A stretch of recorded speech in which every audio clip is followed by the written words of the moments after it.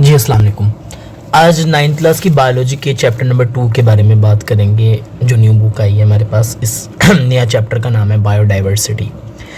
इस चैप्टर के अंदर हम लोग पढ़ेंगे कि बायोडाइवर्सिटी क्या है, उसकी क्लासिफिकेशन के बारे में पढ़ेंगे, इसके फ़ायदे क्या हैं, फिर टेक्सोनोमिक रैंक्स के बारे में पढ़ेंगे, हिस्ट्री ऑफ क्लासिफिकेशन के बारे में पढ़ेंगे, और 3 जो डोमेन्स हैं जिसके अंदर लिविंग ऑर्गेनिज्म को ब्रॉडली क्लासीफाई किया जाता है उसके बारे में पढ़ेंगे। फिर हम पढ़ेंगे कि वायरसेस को किस तरह क्लासीफाई किया, और फिर लास्ट में साइंटिफिक नेम्स उनसे जिसे नॉमेनक्लेचर्स कहा जाता है उनके बारे में पढ़ेंगे। तो आज के टॉपिक के अंदर जो डिस्कशंस होगी डैट इज़ बायोडाइवर्सिटी। ये बायोडाइवर्सिटी क्या है? तो बायोडाइवर्सिटी का मतलब ये है कि वैरायटी ऑफ ऑर्गेनिज़म, कि किसी एक पर्टिकुलर एरिया के अंदर जो मुख्तलिफ ऑर्गेनिज़म्स होते हैं, मुख्तलिफ ऑर्गेनिज़म्स की जो वैरायटी होती है उसको बायोडाइवर्सिटी कहेंगे, ठीक है।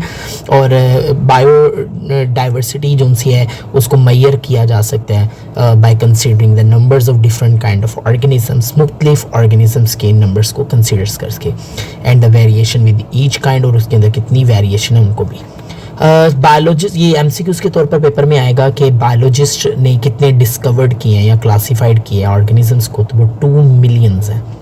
अच्छा, ये टोटल जो काइंड्स ऑफ ऑर्गेनिज्म हैं वो तो बहुत ज़्यादा हैं, बहुत ग्रेटर हैं, और वक्त के साथ साथ जो उसके न्यू ऑर्गेनिज्म भी जो उनसे है वो फाइंड आउट हो रहे हैं। लेकिन बहरहाल अगर पेपर में ये पूछा जाए कि बायोलॉजिस्ट ने डिस्कवर्ड कितने किए हैं और क्लासीफाई किए हैं, तो वो 2 मिलियन काइंड्स ऑफ ऑर्गेनिजम्स हैं। तो आपने इस टॉपिक में जस्ट याद करना है कि बायोडाइवर्सिटी क्या है। तो उसके बाद हम लोग पढ़ेंगे कि बायोडाइवर्सिटी की इम्पोर्टेंस के बारे में, कि बायोडाइवर्सिटी की इम्पोर्टेंस क्या है। आपको पता है ना कि हम हमारे इकोसिस्टम के अंदर या इन्वायरमेंट के अंदर जहाँ प्लांट्स और एनिमल्स इकट्ठे रहते हैं, तो प्लांट्स और एनिमल किस तरीके से एक दूसरे को सर्वाइव करने के लिए हेल्प आउट हो रहे हैं, तो ये चीज़ पढ़ेंगे हम इम्पॉर्टेंस ऑफ बायोडाइवर्सिटी में, कि किस तरीके से प्लांट्स और एनिमल ज़िंदा रहने के लिए एक दूसरे के ऊपर इन्हिसार करते हैं।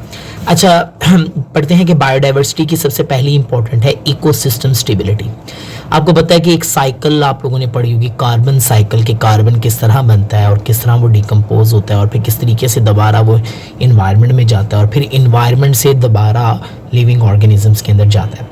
तो कार्बन साइकिल और नाइट्रोजन साइकिल, ये इस तरह की मुख्तलिफ तरह की जियोकेमिकल साइकिल्स हैं जो बायोडाइवर्सिटी की वजह से जो है मेंटेन होती है, जिसकी वजह से इकोसिस्टम के अंदर क्या आती है, स्टेबिलिटी आती है। तो सबसे पहला फ़ायदा तो ये है कि इकोसिस्टम स्टेबल होता है, यानी एक चीज़ है वो दोबारा किस तरह आएंगी। ये नहीं होगा कि उसको कंज्यूम कर लिया, इस्तेमाल कर लिया तो वो ख़त्म होगी, ऐसे नहीं होता, एक साइकिल चलती है। तो आगे हम पढ़ेंगे कार्बन साइकिल, नाइट्रोजन साइकिल, फिर आपको ज़्यादा समझ आएगी। बहरहाल क्लाइमेट रेगुलेशन की बात करें कि क्लाइमेट की रेगुलेशन में बड़ा किरदार अदा करते हैं। जैसे प्लांट्स और एल्गी का काम क्या है, कार्बन डाइऑक्साइड को ऑब्जॉर्व करना।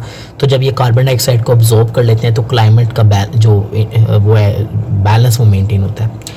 नेचुरल रिसोर्सेज की अगर बात कर ली जाए कि बायोडाइवर्सिटी की वजह से हमें एक एरे ऑफ रिसोर्सेज हम लोगों को मिलते हैं बहुत ज़्यादा तादाद में, जिनसे हम फूड्स, मेडिसिन्स और बिल्डिंग मटेरियल्स और फ्यूल्स वगैरह बना सकते हैं। लकड़ी से आपको फ्यूल मटेरियल, बिल्डिंग के मटेरियल्स बन जाते हैं, पौधों से मेडिसिन्स बन जाती हैं, उनसे फूड वगैरह हम लोगों को मिलता है। और लास्ट के अंदर है इकोनॉमिक बेनिफिट्स, के इकोनॉमिकली बेनिफिट्स क्या है। बायोलॉजिस्ट के इकोनॉमिक बेनिफिट्स बड़े हैं। एक तो यह है, इससे आप डिफरेंट इंडस्ट्रीज़ को सपोर्ट मिल रही है, आप एग्रीकल्चर के, टूरिज़म को, फार्मास्यूटिकल इंडस्ट्रीज़ को सपोर्ट मिल रही है, तो इसकी इकोनॉमिक बेनिफिट्स बोलते हैं। तो पेपर में 2 नंबर का सवाल आएगा कि बायोडाइवर्सिटी क्या है और इसकी इंपॉर्टेंस बताएं, तो कोई सी 3 इंपॉर्टेंस एटलीस्ट तो पेपर में लिख आइएगा कि इसकी 3 अहमियत क्या है। तो ये हमारा टॉपिक था। अगर आपको मेरी वीडियोस अच्छी लगती हैं तो इसको प्लीज़ चैनल को सब्सक्राइब किया करें, और बाकी लोगों को भी कहा करें कि साथ शेयर करें, ताकि जो उनसे अगर आपको किसी भी चीज़ के अंदर प्रॉब्लम होगी तो मैं उसको रिजॉल्व करने की हद मुमकिन कोशिश करूँगा। Thank you so much.